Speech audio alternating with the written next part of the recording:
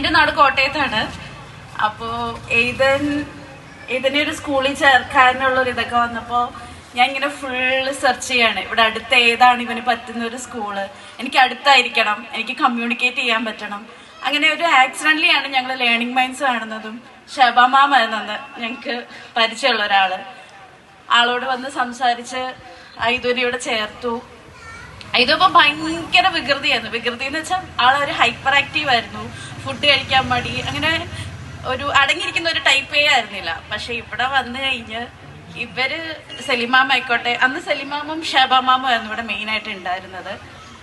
അവര് ഓരോ കാര്യങ്ങളും ഞാൻ പറയുന്നത് പോലും പറയും, ഇല്ല കുഴപ്പമില്ല, അവൻ ഭയങ്കര നല്ല കുട്ടിയാണ്, അവൻ ഇങ്ങനെ ചെയ്യും, അവൻ അങ്ങനെ ചെയ്യുമെന്ന് പറഞ്ഞിട്ട് ഒരുപാട് എൻകറേജ് ചെയ്ത് ഐദുവിന് ശരിക്കും ഒരുപാട് മാറ്റം വന്നത് ഈ ഒരു സ്കൂളിൽ വന്നിട്ടാണ്.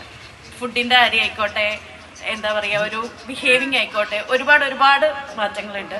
അതിനൊക്കെ ഒരുപാട് ഇവിടെ ടീച്ചേഴ്സിനോടാണല്ലോ അങ്ങനെ പറയാനായിട്ടൊന്നും ഒരു പേടിയും തോന്നുന്നത്. ഞാനങ്ങനെ പ്രോപ്പറായിട്ട് ഫോളോ അപ്പ് ചെയ്യുന്ന ഒരു പേരന്റ് ഒന്നും അല്ല.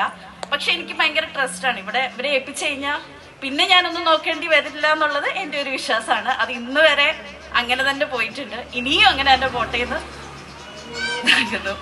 പിന്നെ ഒരുപാട് പറയാനൊന്നും എനിക്ക് അറിയില്ല, പക്ഷെ എനിക്ക് എന്തെങ്കിലും ഇവരെ പറ്റി ഇവിടെ വന്ന് പറയണമെന്ന് തോന്നി, അതുകൊണ്ട് ഞാൻ ഇവിടെ വന്ന് പറഞ്ഞാണ്. Thank you so much.